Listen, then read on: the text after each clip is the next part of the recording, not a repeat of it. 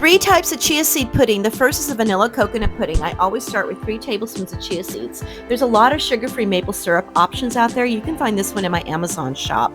A teaspoon of vanilla, 3/4 of a cup unsweetened coconut milk. You mix it well and you refrigerate for a minimum of 30 minutes. Then I topped it with a sugar-free peanut butter, some chopped pecans, and some unsweetened coconut flakes.